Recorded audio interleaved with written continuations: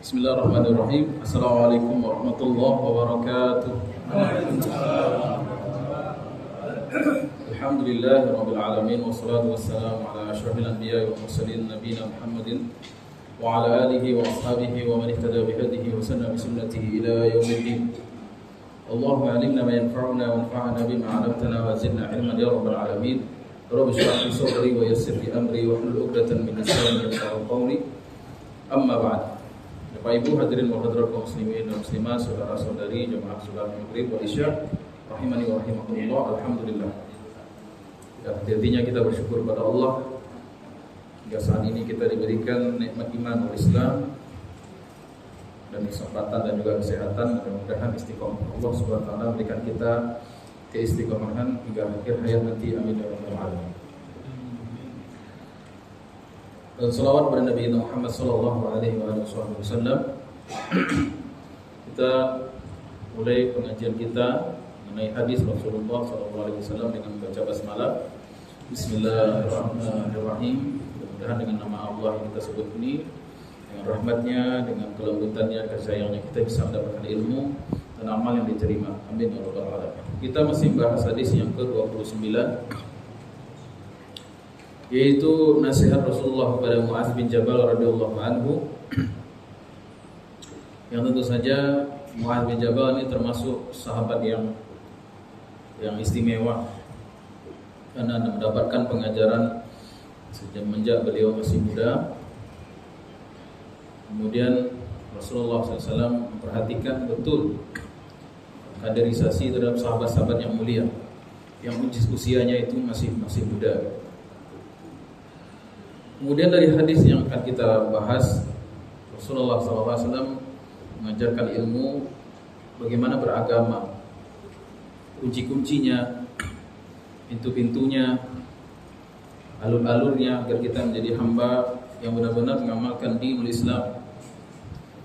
Ya, tidak hanya selamat dari neraka dan masuk surga, bukan hanya persoalan itu. Tapi hadis ke-29 ini bicara tentang bagaimana mengamalkan tariqah beragama. Dan memang pada awalnya Mu'adz bin Jabal bertanya, bagaimana cara ajarkan kepadaku ya Rasulullah amalan yang menyebabkan aku masuk surga dan dengannya aku dijauhkan dari api neraka. Ya Rasulullah, akhbirni bi'amalin yudkhiluni al-jannata wa yuba'iduni 'anil nar. Itu pertanyaan asalnya. Kemudian Rasulullah sallallahu alaihi wasallam menyebutkan ini pertanyaan yang besar, perkara yang luar biasa. Kemudian Rasulullah SAW tidak menyebutkan amalan itu, ini amalannya. Misalnya kamu baca Quran, kamu sholat, tidak begitu. Tapi Rasulullah dalam hadis ini menjelaskan amal itu sebuah bangunan yang utuh, seperti istana yang megah. Itulah agama, itu ada pintu-pintunya, ada triknya, ada jalannya. Kalau kita sebut dalam ilmu tasawuf disebut tariqah. Kita tidak bisa ambil comot, masuk sini, masuk lewat sana, keluar dari sini, tidak bisa. Agama seperti itu diamalkan. Bukan tersesat atau susah untuk diamalkan. Maka Rasulullah memberikan kunci-kuncinya, bagaimana masuki istana agama itu dengan benar. Yang pertama, kita harus pahami kaidah. Ini yang pertama yang dikatakan Rasulullah SAW. Innahu la yasirun ala man yassarahullahu alaihi. Agama itu berat, namun bisa mudah kalau Allah beri kemudahan. Jadi yang pertama, agama itu karena agama itu perkara yang agung, hal yang luar biasa, perkara yang besar, maka tidak bisa dianggap remeh. Dan akan kalau kita kaji undang-undang keislaman, syariat Islam, halal dan haram, itu terasa akan sulit dan berat. Mereka orang bisa mengamalkan. Bayangkan 5 kali sehari sholat Pak Ibu, puasa sebulan penuh, bayar haji sekian biayanya. Kalau kita pakai logika, siapa yang mau beragama seperti ini? Siapa yang mau mengamalkan? Perempuan misalnya ada masa iddah tunggunya sekian bulan, sekian lama. Kemudian ada pembagian harta waris yang sekian rumitnya, rincinya. Belum lagi misalnya membayar untuk zakatnya, berkurban untuk adhanya. Atau perempuan misalnya seolah-olah mohon maaf dikurung dengan bajunya yang menutup aurat. Maka kalau orang-orang berpikir secara zahir agama itu akan terasa berat. Ya. Namun kata Allah, kata Nabi SAW, innahu la yasir, sesungguhnya sesuatu yang berat itu bisa mudah, yasir itu ringan. Bagi siapa? Man yassarahullahu alaihi, siapa yang Allah berikan hidayah, Allah mudahkan. Ya. Jadi kalau seseorang itu mendapatkan hidayah, taufik, inayah dari Allah, ya sesuatu yang berat itu justru ringan, bahkan dinikmati. Saya yakin Bapak Ibu yang ada di masjid sekarang, enak enggak Bu kita sholat berjamaah? Enak Bu ya? Sholat tahajud nikmat enggak? Mari jawabannya. Bagi yang senang tahajud enak aja. Justru kalau nggak sholat tahajud aneh rasanya Pak. Berarti kita sudah diberikan gift. Apa itu gift? Bahasanya hadiah. Dimudahkan oleh Allah. Ada yang sudah doktor di sini, magister, yang sudah ada pasca sarjana lah kuliahnya. Bagi orang yang SMA saja, SD saja tinggal kelas, wari S1. S2 apalagi, atau S3 diuji dengan beberapa doktor guru besar, profesor gitu kan. Rasanya tidak mungkin begitu. Bahkan ada yang kuliah luar negeri. Ya. Saya entah, kalau bukan karena taufik dari Allah tidak terbayang oleh saya. Saya bisa berbahasa Arab sekarang. Tidak terbayang oleh saya. SMA itu saya bahasa Inggris belajar. Kalau bukan kemudahan dari Allah Subhanahu wa taala, tidak mungkin saya bisa bahasa Arab. Tapi mungkin saya bisa baca kitab, duduk di depan ulama sekian tahun, mengkaji hadis, mendapatkan riwayat-riwayat hadis. Tidak mungkin rasanya, mustahil bagi seorang SMA, lulusan SMA. Tidak mungkin rasanya bisa menghafal Quran, karena sebagian orang itu berat. Dia hafal, dia 30 juz, dia hafal yang sekian juz, dia hafal, dia khatam, dia sekian ribu hadis. Berat bagi sebagian orang. Tapi percayalah, kenapa kita tidak sampai usul kepada derajat orang-orang soleh? Kenapa kita baca biografi para ulama itu tercengang-cengang kita, Imam Bukhari hafal 600.000 hadis dalam kepalanya, baik sanad maupun isinya, baik riwayah maupun riwayahnya. Kenapa Imam Ahmad bin Hanbal semalam itu sholat 300 rakaat? Kenapa Imam Syafi'i bisa mengkhatamkan Quran sehari? Azim, besar itu Pak. Kenapa? Karena kita pertama, kuncinya karena kita tidak melibatkan Allah. Mungkin kita keinginan kita dunia tuh. Sehingga amalan-amalan agama itu terasa berat karena hati kita tidak meminta itu kepada Allah. Jadi kunci beragama itu pertama, agama ini perkara yang agung, yang kadibali itu surga, yang kadijauhi itu neraka. Maka agama ini mahal dan berat, kecuali siapa yang Allah mudahkan. Berarti trik beragama atau cara beragama yang pertama, minta kemudahan hidayah itu sungguh-sungguh kepada Allah. Rasulullah tidak mungkin tabah di rumah. Tapi kalau sungguh-sungguh seorang bekerja, bisa tak? Bisa. Rasanya seorang petani pemulung tidak akan mungkin bisa berkorban. Tapi dia sungguh-sungguh, bisa tak? Bisa. Jadi mindset.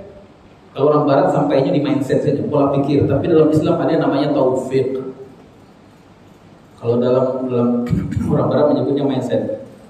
Everything start from here katanya. Segala sesuatu itu mulai dari sini, pemikiran. Kalau orang katakan susah, bakal susah, bahkan lebih susah. Tapi dalam Islam bukan mindset saja. Yang terpenting itu husnuzon kepada Allah. Meminta kepada Allah hidayah, inayah, dan taufik. Betapa banyak orang yang belajar bahasa Arab muntabir. Apa itu muntabir? Mundur tanpa berita. Ya. Tapi dengan sungguh-sungguh kita belajar, alhamdulillah bisa. Manfaatnya luar biasa sekali bahasa Arab itu terasa oleh saya Pak Ibu. Terakhir nih, 3-4 hari yang lalu saya sibuk di menemani jamaah keturunan cucu cicit Syekh Ahmad Khatib Minangkabau. Jadi diamanahkan jadi pendamping, penerjemah. Ya, di antara mereka itu ada banyak yang profesor, doktor di berbagai bidang ilmu. Ya. Hari Jumat pagi itu saya menemani Profesor Dr. Muhammad Fida Bahjan namanya, suami dari cicit tertua Syekh Ahmad Khatib Minangkabau. Ya. Ngasih ceramah tentang ekonomi Islam. Dan terbayang oleh saya sebelumnya untuk bisa menerjemahkan, beliau memberikan kuliah dan menerjemahkan seorang profesor di bidang Islamic Economics atau ekonomi Islam. Lebih tepatnya di ilmu al-muhasabah atau akuntansi Islamik, akuntansi Islam. Ya. Kalau ada sembarang bisa menerjemahkan orang seperti itu, karena berat materinya itu. Tapi kemudahan dari Allah Subhanahu wa taala bisa. Ya.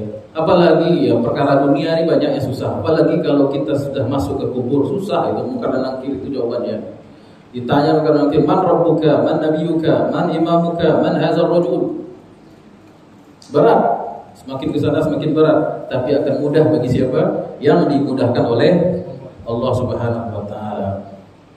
Makanya yang pertama qalbu kita harus meminta hajat akhirat ini kepada Allah Subhanahu wa taala. Ya. Kemudian yang kedua, berdoa kepada Allah. Berdoa kepada Allah, sehingga Nabi SAW mengajarkan banyak sekali doa untuk kemudahan, untuk prestasi akhirat ini. Apa kata Nabi SAW? Allahumma la sahla illa ma ja'altahu sahla, wa anta ja'al hazana idza syi'ta sahla. Itu doa. Ya Allah, tidak ada kemudahan kecuali yang Engkau bikin mudah. Tidak ada kemudahan sesuatu yang mudah kecuali Engkau mudahkan. Wa anta ja'ala hazana, Engkau menciptakan suatu kesulitan, wa idza syi'ta sahla. Kalau Engkau jadikan itu mudah, maka dia mudah. Allahumma la sahla illa ma ja'altahu sahla, wa anta ja'al hazana idza syi'ta sahla. Itu doa yang diajarkan Rasulullah untuk menghadapi sebuah kesulitan. Apa doanya, Bu? Apa? Allahumma la sahla illa ma ja'altahu sahla, wa anta ja'al hazana idza syi'ta sahla. Kemudian Nabi mengajarkan untuk terhindar, untuk mencapai cita-cita yang mulia ini, terjauh dari puncaknya mudarat neraka dan masuk kepada puncaknya kenikmatan itu surga. Kunci yang pertama, la ta'budullaha wa la tusyriku bihi syai'an. Bertauhid dan hindari yang merusak tauhid. Ini sudah kita jelaskan. Wa tuqimus shalah, dan kamu tegakkan salat. Wa tu'tiyaz zakah, bayar zakat. Wa tasumu ramadan wa tahujjul baita. Puasa Ramadan dan berangkat haji bagi yang berkemampuan. Artinya, datangkanlah amal-amal yang sifatnya faraid alias amal-amal fardu. Ya, kalau ingin jauh dari neraka masuk surga, salamaian faraid atau amal-amal fardu, rukun-rukun Islam itu tegakkan. Sudah kita jelaskan juga, kita hanya melanjutkan review sedikit. Kemudian qala, Nabi melanjutkan. Dan di sini nampak bahwasanya Nabi itu seorang guru yang hebat ya.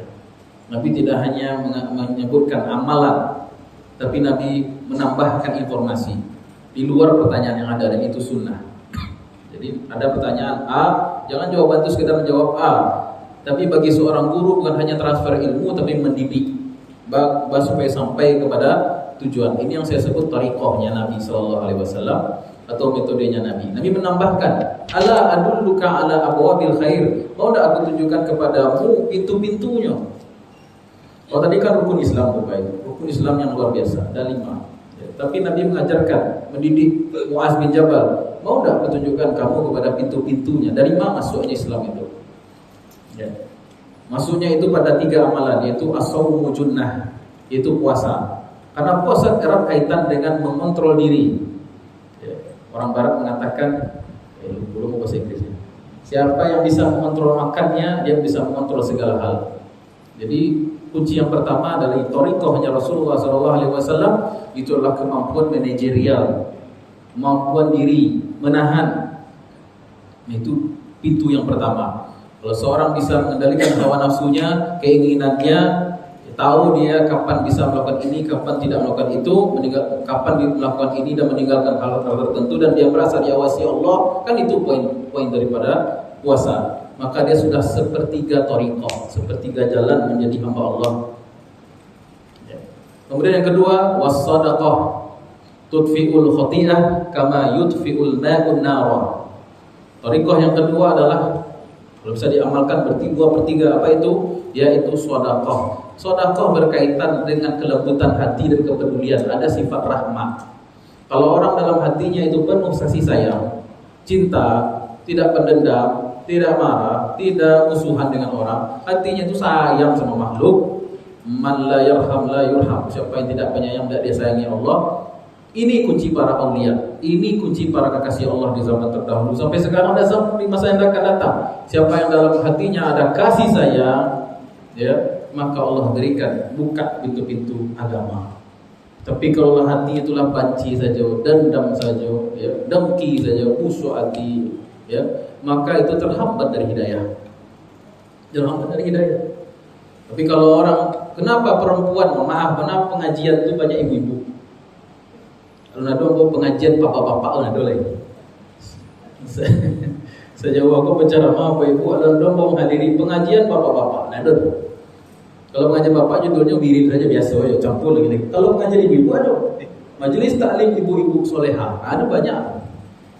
Bakok ibu-ibu kecenderung dakik kepada agama. Maaf ibu, kenapa?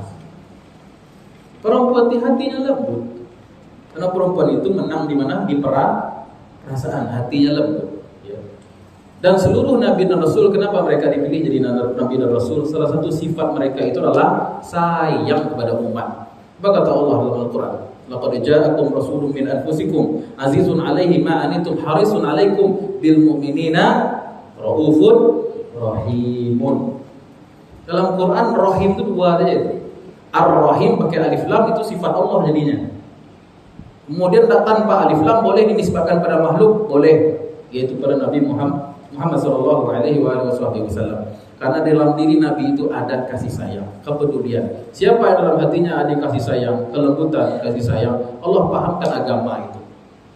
Ya, tapi sebaliknya orang yang hatinya pendendam, benci, ya, angkara murka, ya, hati kok wangi setarui, lihat orang itu sini saja, itu dicabut nanti hidayahnya, atau tidak dibukakan pintu-pintu kebaikan dalam beragama.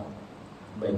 Dan salah satu ekspresi daripada kasih sayang itu adalah sedekah.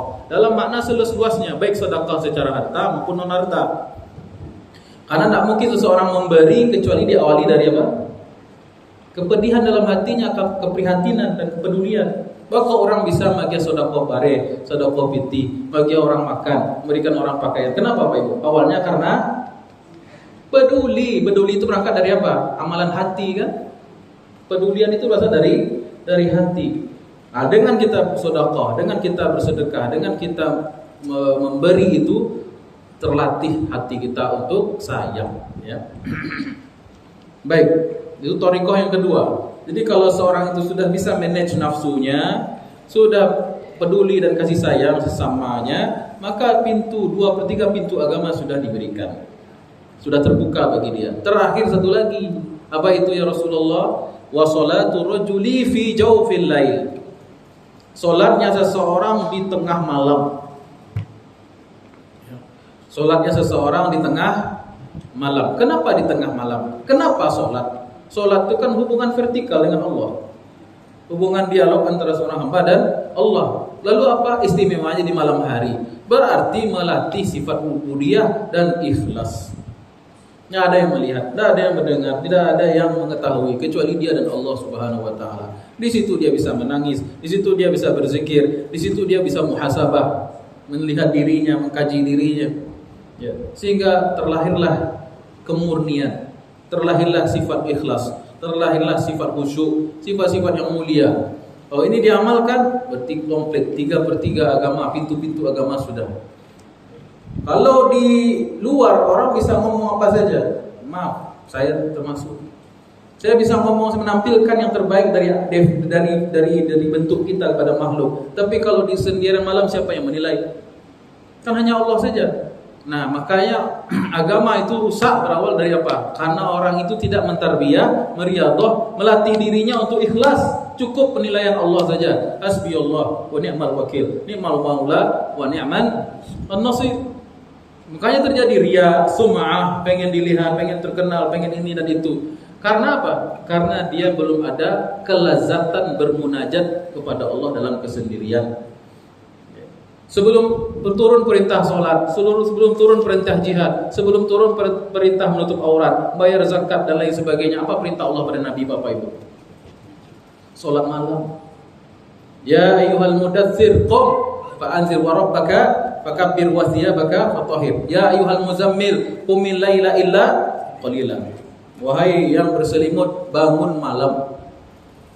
Bahkan sebelum Nabi diangkat jadi Rasul, menjadi Nabi, apa amalan Nabi Bapak Ibu? Tahannus alias sendirian dalam gua Hira, Jabal Nur, Bukit Cahaya. Dalam rangka apa itu? Tafakkur, tadabbur alam, tafakkur, ya, muhasabah, berzikir, mengingat Allah Subhanahu wa taala. Kemudian Nabi menyampaikan ayat, tatajafa junubuhum 'anil madaji'i yad'una rabbahum khaufan wa tam'a wa mimma razaqnahum yunfiqun fala ta'lamu nafsum ma ukhfiya lahum min qurrati a'yun jazaa'an bima kanu ya'malun. Dua ayat itu. Itu surah apa itu? Surah As-Sajdah ayat 16-17 ya. 16 ya. Pokoknya surah As-Sajdah ya, halaman kedua di tengah-tengah itu pokoknya. Ayat ini enggak tahu nomor berapa. Apa kata Allah SWT itu dibaca biasanya imam naik ke atas setelah sujud. Setelah sujud apa, Bu? Sujudnya namanya sujud tilawah. Ayatnya surat Sajdah. Jadi kalau imam ini bagusnya memang ada dua pendapat. Kalau kita mau sujud tilawah itu bagusnya ada dua pendapat. Ada yang bertakbir sebagaimana takbir intiqali, ada yang tidak bertakbir. Tapi sebaiknya saya menganjurkan bertakbir. Kenapa? Agar tahu komandonya jaleh gitu kan. Nah, jadi tinggal saja jamaah di suci dah tengok jemaah lah baca tatajafa ala panjang kate. Lapani orang naik kate. Jadi bacalah takbir imam. Baik. Apa yang dibaca imam ketika berdiri setelah sujud sajdah tadi? Tatajafa junubuhum 'anil madaji'i yad'una rabbahum khaufan wa tam'a. Lambung-lambung mereka senantiasa menjauhi tempat tidur. Ya. Ini ada yang mengatakan kiasan. Tempat tidur maksudnya di sini ialah waktu tidur. Lambung ini kiasan, maksudnya mereka tegak sibuk dalam sholat dan doa, sedangkan mereka meninggalkan waktu tidur dan tempat tidur mereka. Artinya rajin dan sungguh-sungguh mereka dalam beribadah malam hari. Kemudian kata Allah, tatajafa junubuhum 'anil madaji'. Madaji jamak dari madja, susah. Madja itu kaswa sampai walalu namanya madja. Yad'una rabbahum, mereka salat, mereka berzikir dan berdoa kepada Allah Subhanahu wa taala, Rabb mereka.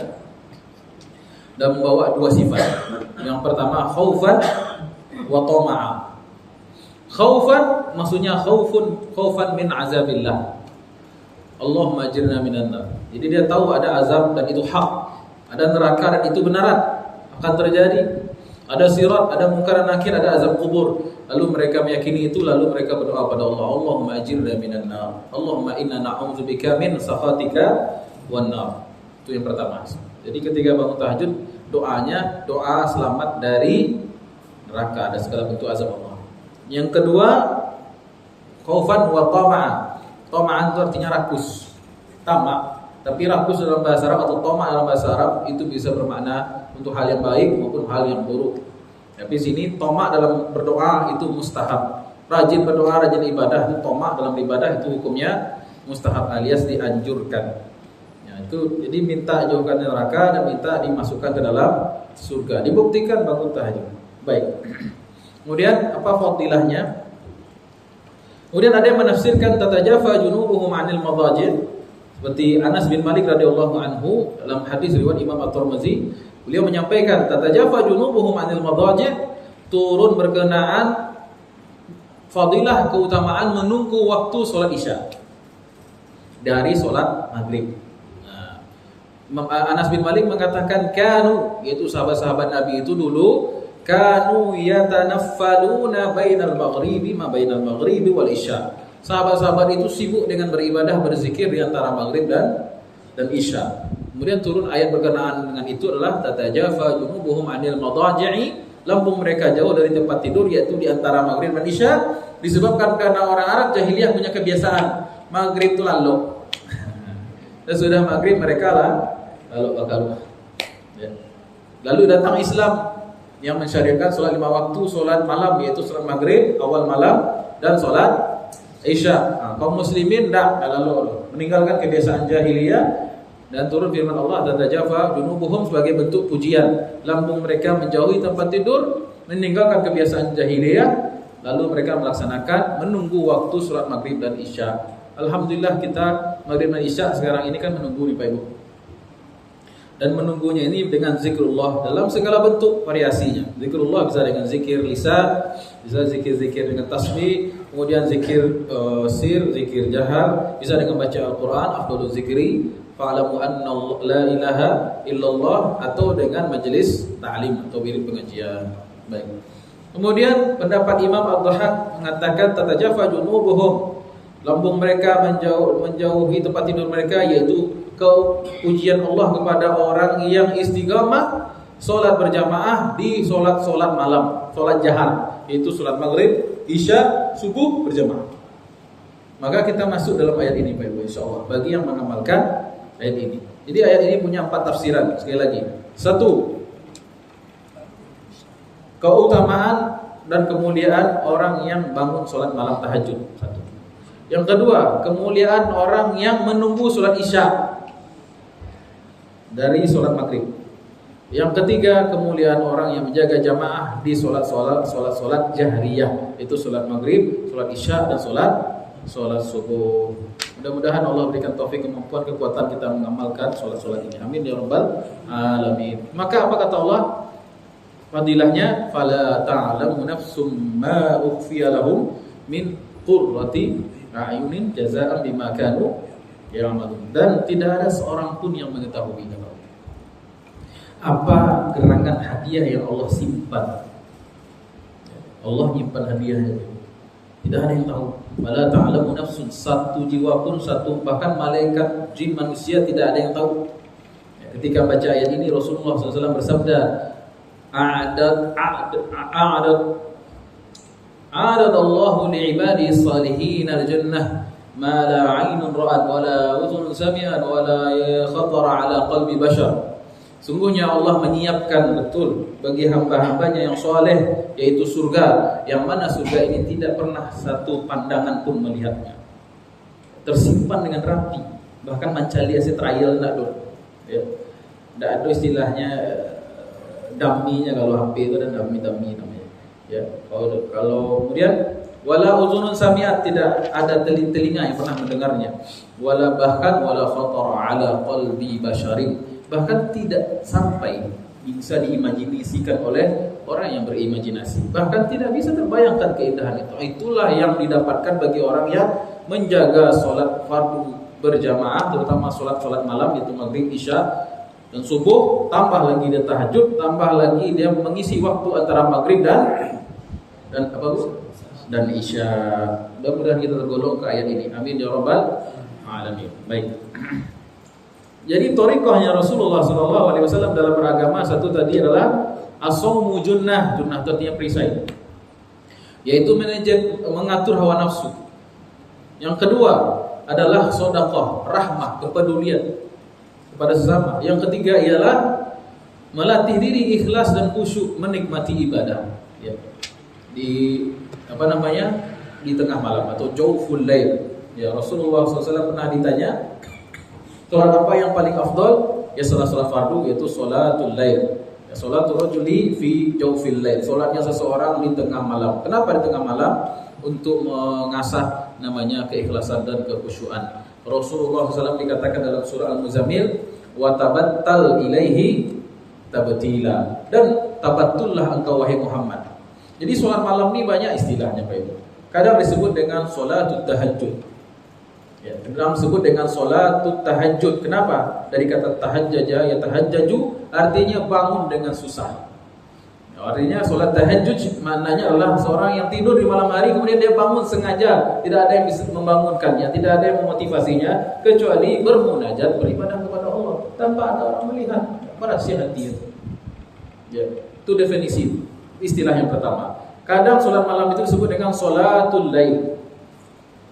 Dan sholatul lail definisi yang paling umum, meskipun dia tidak, pokoknya segala sholat yang dikerjakan di malam hari, mulai start maghrib sampai menjelang subuh, baik sholat fardu maupun sholat sunnah, baik di luar Ramadan maupun dalam Ramadan. Cuma dalam Ramadan nama sholatnya sholat tarawih, kan begitu. Termasuk juga sholat witir. Pokoknya sholat yang dikerjakan malam hari, baik tidur maupun tidak tidur sebelumnya, sama dengan disebut dengan sholat al-lail. Kemudian ibadah malam ini kadang-kadang disebut juga dengan tabattul. Sebagaimana dalam surah Al-Muzammil tadi, wa tabattal ilaihi tabatila. Tabattul itu artinya adalah memutus segala hubungan dengan selain Allah, berarti menyendiri. Kadang juga disebut dengan at-tahannus, sama juga itu kontemplasi, menyendiri, tidak ada yang melihat.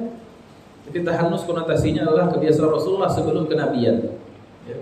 Kalau orang ini nyebutnya meditasi, yoga, apalah namanya. Kan? Di dalam Islam disebut dengan tabattul.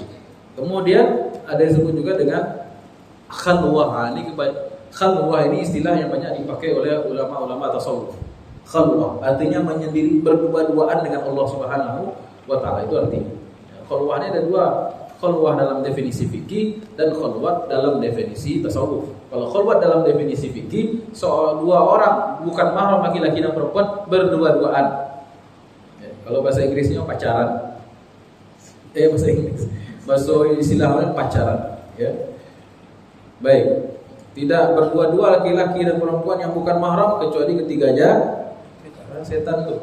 Nah, itu khalwat yang istilah yang ada terminologi dalam hukum syara'. Sedangkan khalwah dalam definisi ilmu tazkiyatun nafs atau tasawuf adalah seseorang yang merasa intim, merasa berdua-duaan dengan Allah Subhanahu wa taala di tengah malam sholat ibadah dan lain sebagainya. Baik. Dan Rasulullah disuruh oleh Allah dalam surah Al-Muzammil sebelum turun seluruh perintah syariat. Apa kata Allah? Wa tabattal ilaihi tabatila. Dan putuskanlah semua hubungan ya Rasulullah, ya Muhammad, dan beribadah khusyuk di tengah malam. Baik. Kemudian summa qala ala ukhbiruka bi ra'sil amri wa amudihi wa zirwati sanamihi. Kemudian Nabi SAW mengajarkan kepada Muaz bin Jabal, mau enggak aku beritahu kepada engkau pangkal segala urusan. Ra'sil amri itu artinya pangkal semua urusan. Ra's artinya kepala, jamaknya ru'us. Al-amru artinya urusan. Berarti ra'sul amri maknanya kepala atau pangkal semua urusan. Baik, di ra'sil amri. Wa amudihi, dan tiangnya. Kemudian wazirwati sinamihi atau sanamihi, yaitu puncaknya. Dan ini Nabi SAW mengibaratkan agama itu seperti struktur bangunan. Ada pangkalnya, dasarnya, dan ada yang menegakkannya, dan ada atapnya. Puncak daripada agama. Apa dasar pokok pangkal dari agama? Yaitu adalah bala ya Rasulullah, tentu saja ya Rasulullah. Pangkal dari urusan itu adalah Ra'sul amri al-Islam. Jadi pangkal segala sesuatu itu bertolak dari Islam. Jadi hukum hakam mengenai Islam dengan non-Islam itu jelas. Ketika seorang itu sudah bersaksi la ilaha illallah Muhammadur Rasulullah dan ikrar atas syariat Allah, berarti muslim. Inilah yang membedakan seseorang khulud atau tidak khulud di akhirat, di surga neraka. Khulud artinya kekal. Kalau seorang itu, seandainya seorang itu mengatakan di dunia la ilaha illallah walaupun sekali, itulah hal yang paling berharga di akhirat. Seandainya orang kafir itu bisa seandainya dulu dia mengucapkan sekali saja la ilaha illallah, dia tidak akan kekal di akhirat. Makanya dalam Quran Allah mengatakan ya ayyuhallazina amanu ittaqullaha haqqa tuqatih wa la tamutunna illa wa antum muslimun. Wahai orang-orang yang beriman, bertakwalah kepada Allah dan pastikan kau mati dalam membawa ini kalimat. Karena kalimat ini mungkin sederhana bagi kita menyampaikan sekarang Pak Ibu. Bacanya kan simpel. Bahkan kalimat tauhid ini tidak pakai mulut pun bisa. Coba pakai lidah saja bisa itu Pak Ibu. La ilaha illallah. Mudah kan Bapak Ibu? Tapi kalau kita sadari nilai kalimat ini, itu di akhirat. Ada diceritakan dalam hadis yang panjang, seseorang yang hampir putus asa, diseperet dia. Ini amalan saya banyak dosa ini. Ditimbang, musuhnya segunung-gunung. Tapi dia pernah mengucapkan kalimat la ilaha illallah dengan ikhlas. Sekali, kemudian diletakkan di sebuah kertas, kata malaikat, ya Allah, apakah ini cukup untuk mengalahkan dosa-dosa yang setinggi gunung itu? Kata Allah, timbang. Ketika ditimbang, ternyata satu kalimat la ilaha illallah mengalahkan seluruh dosa yang tadi itu. Jadi kita tidak paham sekarang bagaimana nilai sebuah sebuah kalimat yang sederhana ini. Kalau kita paham, kita akan sering membacanya. Maka Rasulullah mengatakan, jadidu imanakum, kaifa najdidu imanana ya Rasulullah? Perbarui iman kamu. Bagaimana caranya? Aksiru biqauli la ilaha illallah. Ya. Mari kita baca sama-sama Bapak Ibu. La ilaha illallah. La ilaha illallah. La ilaha illallah. Ucapkan dalam hati kita bacaan ini, mudah-mudahan Allah hidupkan kita dengannya, matikan kita dengan membawanya. Amin ya rabbal alamin. Baik. Bayangkan kalau seorang setiap hari baca kalimat ini. Kalau sekali saja Pak, ya, bisa menyelamatkan dia dari kecemasan di akhirat, apalagi kalau bacanya berulang-ulang dan membacanya sepenuh hati ikhlas karena Allah Subhanahu wa taala. Baik. Jadi pangkal segala urusan itu Islam atau tidak. Di dunia jelas hukum muslim dan non muslim, halal dan haram, hukum halal dan haram, hukum warisan, hukum penguburan, hukum hak dan kewajiban manusia. Kalaulah batasannya Islam itu jaleh itu beda itu. Baik. Kemudian di akhirat apa lagi? Di akhirat kekayaan yang paling berharga adalah soal tauhid. Baik. Yang kedua wa amuduhu. Amud itu tiangnya yang menyebabkan agama seorang itu tegak. Jadi Nabi SAW sering ngasih asal analogi, permisalan tentang agama ini. Apa tiang dari agama? As-shalah. Maksudnya adalah solat fardu. Yaitu solat ini kalau secara bahasa memang artinya doa, tapi secara istilah adalah ibadah maksus, ibadah khusus yang kita kerjakan itu. Yang sesuatu yang dimulai dengan ibadah yang dimulai dengan takbiratul ihram, diakhiri dengan salam, dengan syurutnya, dengan syarat sahnya, rukunnya, sunnahnya, dan pembatalnya dikerjakan lillahi ta'ala. Itulah definisi solat sebagaimana yang dilakukan oleh Rasulullah SAW. Jadi solat secara definisi adalah amalan terkhusus yang dimulai dengan takbiratul ihram, kemudian diakhiri dengan salam, dengan syarat sahnya, wajibnya, sunnahnya, dan pembatalnya. Kaifiyatnya disandarkan kepada perbuatan Rasulullah SAW. Itu hadis riwayat Bukhari. Rasulullah SAW bersabda, "Shollu kama ra'aitumuni usolli." Itu definisi as-salat. Tetapi hakikatnya salat itu ialah hubungan privacy, hubungan seseorang kepada Allah. Ibaratnya kalau orang tidak melaksanakan salat, tidak ada kekuatan agama itu. Bahkan ulama beda pendapat soal status orang yang meninggalkan sholat, apakah kafir mutlak atau kafir bersyarat. Itu saja. Ya, itu sudah sering kita bahas. Kemudian wazir watu sinamihi atau wazir watu sanamihi, dan puncak daripada Islam. Kemudian kata Nabi apa? Al-jihad. Jihad ini kata yang banyak orang Barat membelokkan maknanya dan memburukkan citranya, sehingga dikatakan jihadis, ya, atau gerakan jihad teroris. Padahal jihad dalam Islam itu ada dua makna, makna umum dan makna khusus. Makna khusus ini adalah jihad kita dalam peperangan dengan syarat ketentuan yang ada dan berlaku dan ketat. Ya, orang bisa berjihad fisabilillah, membunuh di peperangan itu ada syarat ketentuannya. Tapi yang coba dipadamkan oleh orang-orang pendeki Islam adalah jihad dalam definisi umum. Apa itu? Bersungguh-sungguh mengerahkan semua potensi kita untuk menegakkan kalimat Allah, itu jihad. Jadi bersungguh-sungguh mengerahkan, mengorbankan segala apa yang kita miliki untuk tegaknya kalimat Allah, itu jihad. Jadi kata Nabi SAW, orang itu berislam bagus, sholat itu ininya, ini sebuah amalan dasarnya, tiang agamanya. Tapi puncaknya seorang itu muslim apa? Dia mau berkorban untuk menegakkan kalimat Allah. Nah inilah, disinilah syaratnya seorang itu dikatakan umat yang terbaik. Apa kata Allah? Kuntum khaira ummatin ukhrijat lin-nasi ta'muruna bil ma'ruf wa tanhauna 'anil munkari wa tu'minuna billah. Kalian adalah umat yang terbaik bukan karena sholat kita.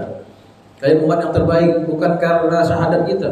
Umat terdahulu juga bersyahadat, umat terdahulu juga sholat, berzakat, berpuasa. Yang buat kita tuh hebat, terbaik adalah ad-da'wah. Dakwah itu adalah salah satunya dengan al-jihad, dengan bersungguh-sungguh mengorbankan apa yang kita punya. Lalu sekarang PR-nya ada, sebelum seseorang itu berjihad, dia harus memetakan apa kemampuannya. Kan kalau ingin mengorbankan sesuatu berarti cek dulu apa yang punya. Setelah kita tahu apa kemampuan kita, apa kelebihan kita, maka gunakan itu untuk menegakkan kalimatullah. Ya. Contohnya ada orang yang kuat di hafalan, gunakan itu untuk menjaga Al-Quran. Apa itu ya? Ada yang memang dia hebat menghafal, kemampuan menghafalnya itu bagus, maka gunakan untuk apa yang bisa dilakukan untuk Islam. Misalnya saya termasuk orang yang dijamin, yang dengannya Allah menjamin Al-Quran.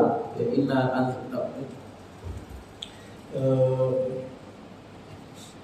apa ya dia menjaga Al-Quran, wa inna lahu lahafizun, dan sungguhnya kamilah yang menjaga Al-Quran tersebut. Inna nahnu nazzalna al-Qur'ana wa ayat lupa. Maka dia pengen termasuk orang yang dilibatkan dalam ayat tersebut, itu orang yang menjaga Al-Quran. Ada orang yang mungkin potensinya itu di bisnis, hebat dia bermuamalah, hebat dia berbisnis, sehingga banyak laponya, kayunya, dengan kekayaan itu dia berjihad. Atau ada orang yang memang punya kemampuan di seni, atau misalnya di zaman sekarang misalnya anak-anak muda suka membuat konten, ya, membuat konten, jadi konten kreator dia. Ya, jadi dibikinnya akun Facebook, akun Instagram, akun TikTok, atau akun apapun. Pokoknya semua media, apapun media sosial yang dia bisa kuasai. YouTube misalnya, dia bikin kanal, bikin channel. Misalnya dia bikin konten tentang Islam, dan itu justru yang banyak orang dapat hidayah melalui apa itu? Dengan internet. Ya. Sekarang orang masuk Islam itu tidak harus di masjid. Orang sekarang fenomena masuk Islam itu via debat di internet. Ya. Ada namanya Donitan, dari mana itu? Ada namanya siapa lagi? Orang mengislamkan orang di live TikTok, Bapak Ibu. Di live TikTok debat dengan pendeta-pendeta, karena memang kemampuannya itu debat dan bisa memanfaatkan media sosial. Di situ dia memperjuangkan Islam. Ya. Atau ada orang yang membela Islam dengan keilmuannya, seperti para imam mazhab, seperti orang-orang yang di dalam Majelis Ulama Indonesia misalnya. Itu mereka berjuang dengan jihad intelektual, dengan keilmuan Islamnya. Ya. Seperti para ustadz, para kiai, para buya, itu berjihad dengan ilmunya. Imam Bukhari mewakafkan hidupnya untuk hadis, karena memang kelebihan beliau itu dalam hafalan. Imam Abu Bukhari kelebihan beliau dengan ijtihad. Ada sebagian sahabat Abdurrahman bin Auf, Utsman bin Affan, Abu Bakar Siddiq itu dengan hartanya. Ada sahabat-sahabat yang berjuang dengan kemampuan militernya, Khalid bin Walid, Ali bin Abi Thalib. Ada sahabat yang dengan suaranya, ya, seperti Bilal bin Rabah, Abdullah bin Umi Maktum, muazzinnya Rasulullah sallallahu alaihi wasallam. Kalau di Jamiatul ada Pak Mai.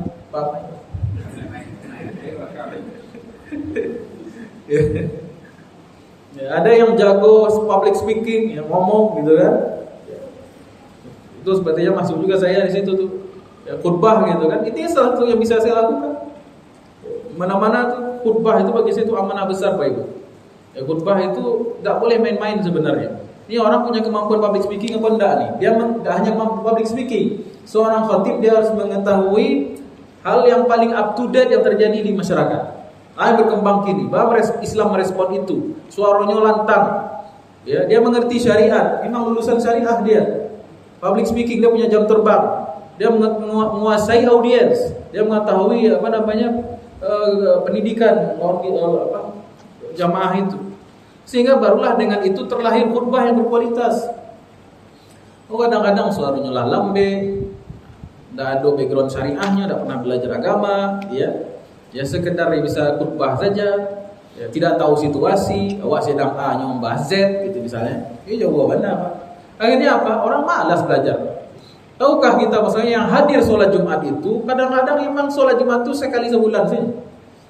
Kemudian dia hadir sholat Jumat, model itu model khutbahnya, akhirnya mengatakan agama pun tidak menarik. Agama ini kayaknya membosankan sekali. Dosa dosa yang majah khutbah ada sahamnya di situ. Maka kalau setiap muslim, kita kan beda-beda nih, potensi, pendidikan, kemampuan beda-beda. Kalau setiap muslim mikir potensinya, dia tahu potensinya dan dia gunakan itu li'ilahi kalimatullah, untuk menegakkan kalimat Allah, maka akan terjadi kemajuan Islam. Kalau gini kan enggak. Yang pengusaha sibuk dengan dunianya, Yang pejabat sibuk dengan mempertahankan jabatannya, yang seniman sibuk dengan karya seninya di luar Islam, syariat Islam, yang ustadz juga sibuk dengan ustadznya, jalan masing-masing, akhirnya tidak terjadi kesatuan. Padahal Allah mengatakan wa ta'awanu 'alal birri wat taqwa. Tolong menolonglah kamu dalam kebaikan dan takwa. Ya. Belum selesai juga. Tadi 29 ini kita bahas. Mudah-mudahan di pertemuan berikutnya ada kelanjutannya. Ya. Ada pertanyaan Bapak Ibu? Sepertinya tidak ada. Ada pertanyaan Bapak Ibu? Enam sifat sama